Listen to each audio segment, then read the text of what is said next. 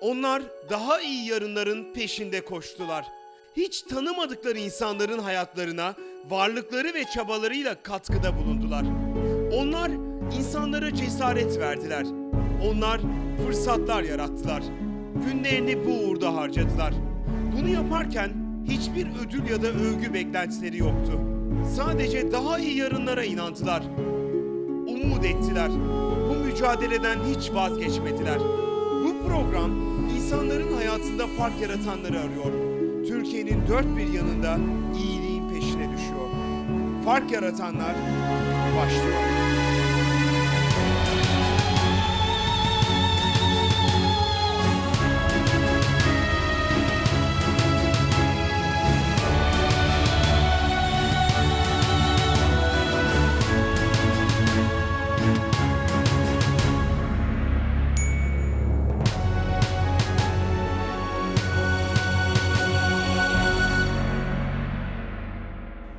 Sevgili seyirciler, yeni bir Fark Yaratanlar programına hoş geldiniz. Her programımızda sizden gelen ilgi de daha çok artıyor. Türkiye'de ne kadar çok fark yaratan insan olduğunu görüp biz de inanın sizin gibi şaşırıyoruz. Ama hedefimiz CNN Türk ekranlarında Sabancı Vakfı ile beraber Türkiye'nin fark yaratanlarını, iyi insanlarını ekranlara getirmek. Onlara bir ödül olarak değil, yaptıklarına bir teşekkür olarak bunu yapmaya çalışmak. Daha da önemlisi başka insanlara, bu insanlardan haberi olmayan diğer insanlarımıza, Anadolu insanına ilham vermek. Umarız bunu başarırız. Bugün bunu başarmamız için çok önemli bir konuğumuz var.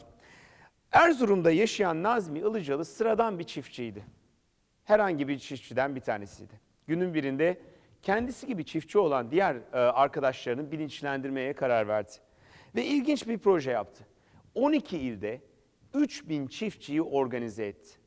Az bir rakam değil. 12 ayrı ilde 3000 çiftçiyi, ki kendisi Erzurum'da yaşıyor. 200 bin dönüm arazide organik tarım yapılmasına ve 40 köyü kapsayan 50 bin ton kapasiteli bir fabrika kurulmasına öncülük etti. Topraktan aldığını bir anlamda halkıyla, onun gibi diğer çiftçilerle paylaştı. Nazmi Ilıcalı'nın hikayesinden çıkartılacak çok sonuç var. Çok önemli dersler var aslında. Nazmi Ilıcalı'yı Erzurum'da bulduk ve nasıl fark yarattığını bizzat ona sorduk.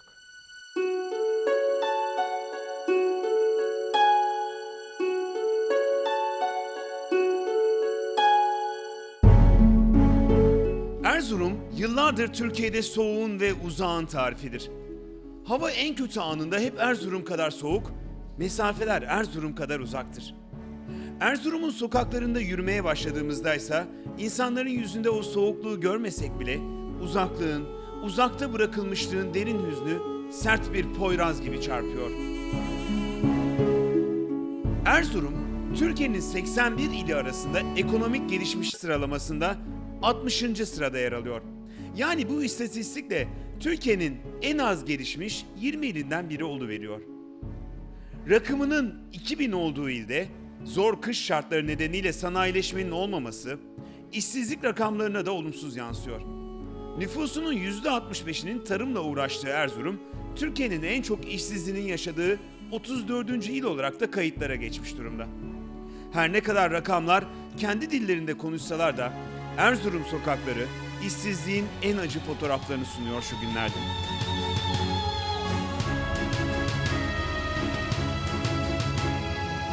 Kentte sanayileşmenin olmaması herkesi mecburen tarıma yöneltmiş. Ancak gelin görün ki verimli topraklarında birçok farklı ürünün yetişebileceği Erzurum'da yıllardır yanlış yöntemlerle tarım yapılmasından dolayı bugün verim en altlara düşmüş durumda. Nasıl olmuş bu sene ürün?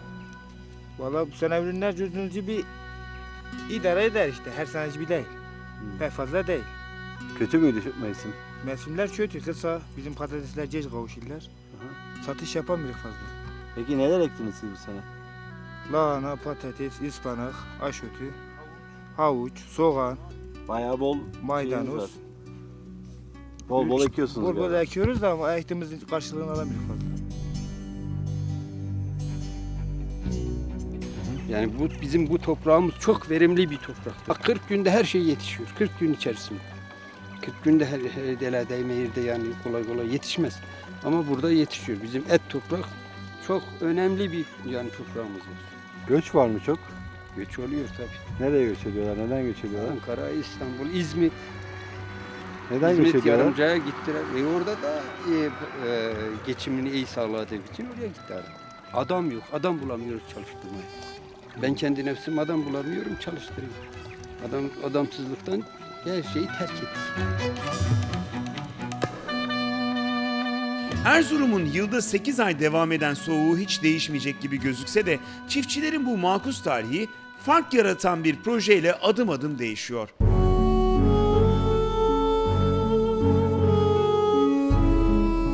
Nazmi Ilıcalı emekli bir edebiyat öğretmeni. 1953 yılında Erzurum'da doğan Ilıcalı, öğretmenlik görevinin ilk yıllarında Anadolu'nun birçok şehrinde görev yaptı. 20 yıldırsa Erzurum'da yaşıyor. Erzurum'da binlerce öğrenci yetiştiren Nazmi Hoca, öğretmenlik görevini başarıyla sürdürürken babasından kalan topraklarda da çiftçilik yapmaya devam etti. Topraktan, köylülerden hiç kopmadan küçük arazisinde kendince verim almaya çalıştı.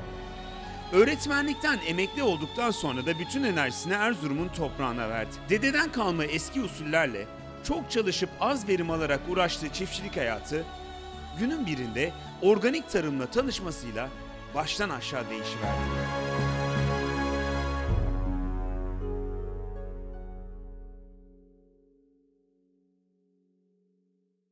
Yıl 1999. Benim ve Erzurum çiftçisinin elinde olduğundan fazla patates vardı. Satamıyordu. 99'da 1. Tarım Şurası için Ankara'daki toplantıya katıldığımda belki burada bir müşteri bulurum arayışlarına girdim. Ve buldum. Almanlar Türkiye'ye patates almak için gelmişlerdi. Bir otel lobisinde buluştuk. Adamlar organik patates talep ettiğini söylediler. Hayatımda ilk kez 1999 yılında organik patatesi duydum. Ama organik patatesle organik tarımı duydum. Bilmiyordum, araştırdım, inceledim ve 1999'da organik tarıma merhaba dedim.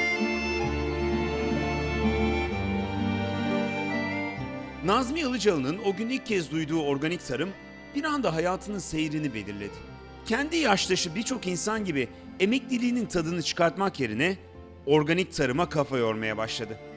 Hiçbir kimyasal ilaç ve kimyasal gübre kullanmadan bilinçli ekim yöntemleriyle yapılan organik tarımın olup olamayacağını araştırmaya başladı.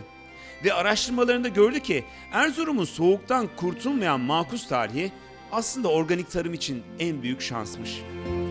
Erzurum 2000 metre rakım, 45-50 derece karasal iklimin hüküm sürdüğü bir bölge. Bu bölgede bütün halk hem fakirlikten hem de soğuktan şikayet ederdi.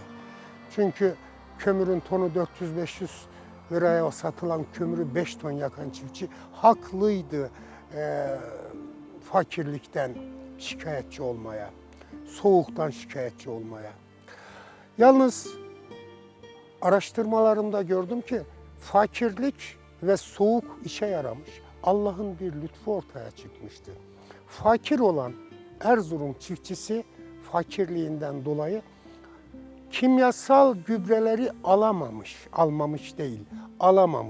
Alamadığı için arazilerine sepememişti. Soğuk olunca çoğu bitki, haşere ve zararlıları topraklarımıza yumurtasını bırakır giderler. Gelecek yıl tekrar o yumurtadan yeni haşereler çıkardı. Baktım ki buraya haşerelerin bıraktığı yumurtalar eksi 45-50 derecede yok olmuşlar, ayazda bitmişler. Bugün dünyada yaklaşık 50 milyar euroluk bir pazarı olan organik tarımdan bir pay alabilmeniz için sadece organik bir üretim yapmış olmanız yetmiyor. Tüm dünyada olduğu gibi Türkiye'de de organik tarım metoduyla üretilen gıdalar için Tarım Bakanlığı'ndan sertifika almanız şart. Tarım Bakanlığı'na yaptığınız başvuru sonrasında bağımsız denetim şirketleri sizi takip alıyor. Toprağınız inceleniyor, ürününüz laboratuvarlarda test ediliyor ve tamamen organik bir yöntemle yetiştirdiyseniz sertifikanız veriliyor. Nazmi Ilıcalı kendi topraklarında yaptığı organik tarım denemelerinde başarılı olunca sadece kendi hayatını değil, çevresindeki yüzlerce köylünün hayatını değiştirmeye de karar verdi. Kendi imkanlarıyla köy köy dolaşarak köylüleri bu yeni tarım yöntemlerine ikna etmeye çalıştı. 633 çiftçiyi bir araya getirdi ve organik tarım için Doğu Anadolu Tarım ve Besiciler Birliği'ni kurdu. Hedefi farklı köylerden ikna ettiği 633 çiftçiyle organik tarım yapmaktı. Ancak çiftçiler organik tarım sertifikaları için yatırılması gereken parayı bulamıyordu. Nazmi Ilıcalı çareyi Birleşmiş Milletler'e başvurmakta bulundu. Bu bölgeyi kalkındırmak için biz ilk projemizi 2003 yılında UNDP Birleşmiş Milletler Kalkınma Programı ile yaptık. Ben UNDP'den proje almakla çiftçinin ödemesi gereken kontrol sertifika bedelini Birleşmiş Milletler Kalkınma Programı'ndan ödettirdim. İlk kez 633 çiftçiyle Erzurum'da organik tarıma başladık. Bu zaman 2003'te bizim Erzurum valisi Mustafa Malay'ın, Sayın Malay'ın çok desteklerini gördük ki Erzurum'da bu maya tuttu. Nazmi Ilıcalı'nın 633 çiftçiyle başlattığı proje her geçen gün biraz daha büyüdü. Organik tarımdan daha fazla verim alındığını gören çiftçiler yavaş yavaş birliğe üye olmaya ve tarım metodlarını değiştirmeye başladılar. Bu değişim çiftçilerin gelirlerine de olumlu şekilde yansımaya başladı tabii. Organik tarıma geçmeden önce bu üründen 1/3 ancak alabilirdik. Bu organik geçtikten sonra ürünlerin işte daha iyi para alabiliriz. Ürünlerde daha temiz, daha yani sulama olsun, satış yönü olsun, kaliteler her taraftan Şimdi daha mı bilinçli bir çiftçi mi daha oldunuz? bilinçli olarak tabii çalışıyor. Nasıl hatalar yapıyormuşsunuz? Ya ekimi bilemiyordun ki mesela iki patates arasındaki mesafe ayarlanıyordu. Tohumun daha iyi olmadığını bilmiyorduk. Gübrede kullanım şartları da mesela gübrenin ne zaman atılacağını, sulamanın ne zaman yapılacağını bu tür şeyleri bilmiyorduk ama hocamız sağ olsun onun sayesinde bir şey yaptık işte. Mesela bundan önce buraya ektiğimiz sıra hep çürümüştü patates. Bu karga döndükten sonra çürüme daha fazla olmuş.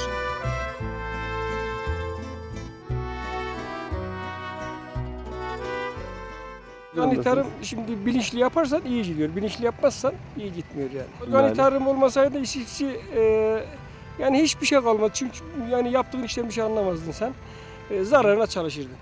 Hayvanların belki bakabilirdin yani hayvanların yemini alabilirdin. Yani kendine hiçbir şey kalmazdı. Peki karşılaştırma yapacak olursak örneğin bu balya normalde ne kadar eder? Organik satsanız kaça gider? Saman bu sene çok ucuz. Evet. Kaç lira diyene 130 liraya samanın 130 milyona samanın tonu satılıyor. Eski fiyattan 130 milyon. Mesela yonca.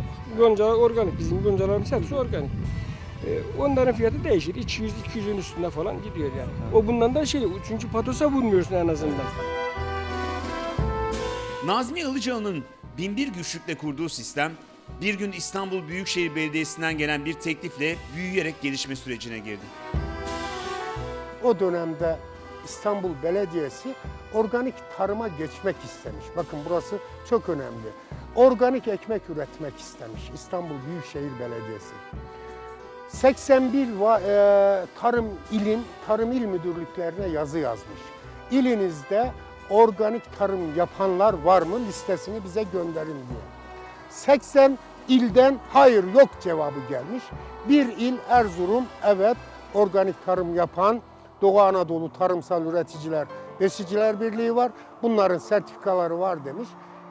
İstanbul Büyükşehir'le tanıştık. İstanbul Büyükşehir'e biz 5 yıl bir proje uyguladık.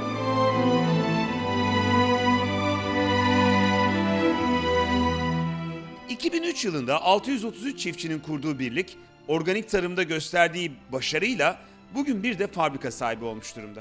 Birleşmiş Milletler'in hibe programlarından alınan hibelerle kurulan fabrikada... ...çiftçiler yetiştirdikleri organik buğdayı organik una çeviriyorlar. Fabrikaya giren buğdaylar önce elenmektedir. İçerisindeki yabancı ot organik olduğundan dolayı yabancı ota çözüm bulunamamaktadır. Bundan dolayı mecburen elenmesi gerekiyor. Yabancı otu, haşereyi tamamen temizlendikten sonra depolara alınıyor. Depolarda alınan buğdaylar gördüğümüz değirmen taşında öğütülmektedir. Öğütülen buğdaylar pneumatik olarak ele alınmaktadır. Ne kadar un üretiliyor fabrikada? Saatte 10 ton un üretilmektedir fabrika.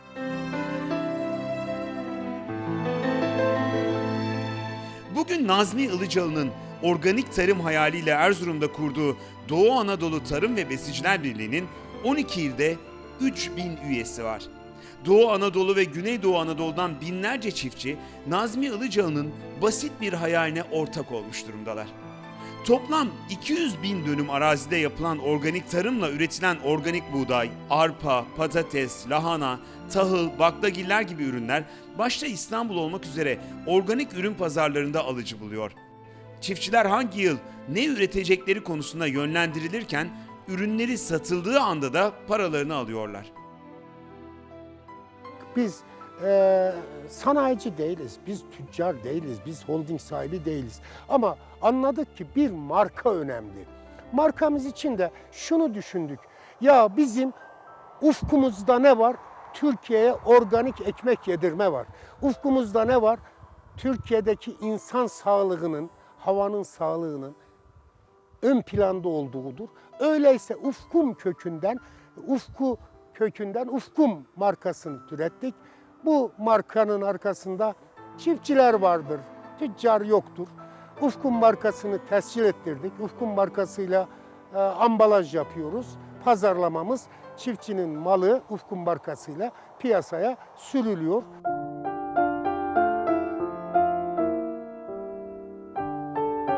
Çiftçiler Nazmi Ilıcalı'ya da bir isim takmışlar. O artık çiftçilerin organik Nazmisi. Ve çiftçiler Nazmi Ilıcalı'nın hayatlarına kattığı bu katkıdan çok memnunlar. Ama Nazmi Ilıcalı'nın hayalleri henüz bunlarla sınırlı değil. Çiftçilerin Nazmi hocası bugünlerde organik hayvanlarla ürettikleri organik süt için kurulan fabrikayı bitirmeye çalışıyor. Organik süt fabrikasının hayata geçmesiyle organik hayvancılığın da çok ileri düzeye geleceğine inanıyor. Bir hayalini gerçekleştirdiğinde hemen başka bir hayal kuruyor. Topraktan aldığını yaşadığı topraklara vermek için yeni projelere kafa yoruyor. Bu insanları sevmekle başlar. İnsanlar birbirlerini severlerse başaramayacak bir şey yoktur. Her bölgenin kendine özgü. Ben Erzurum'da bunu yaptım ama 12 ilde şubem var. 12 ilde bizimle beraberdir. Herkes bunu yapabilir. Yeter ki insanlar doğduğu ve doyduğu bu topraklara karşı sorumlu olduklarını unutmasınlar.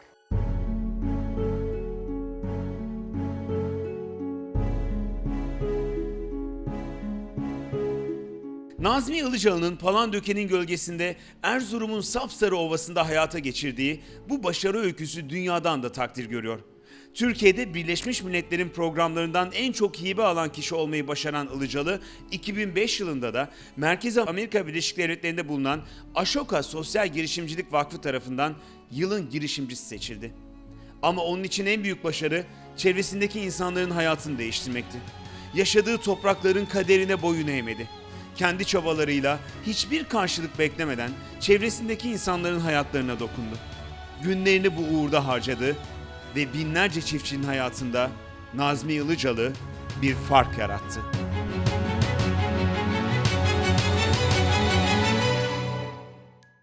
Nazmi Ilıcalı'nın hikayesi aslında bize çok şey anlatıyor. Sıradan bir çiftçinin bile kendisi gibi yaşayan binlerce, on binlerce insanın hayatını nasıl değiştirebildiğini, onların hayatına nasıl fark yarattığını gösteriyor. Eğer siz de bir fark yaratan olduğunuzu düşünüyorsanız ya da etrafınızda fark yaratanlar olduğuna inanıyorsanız çok kısa bir ara vereceğiz ve bize nasıl ve nerede başvurabileceğinizi bu kısa aradan sonra sizlere göstereceğiz.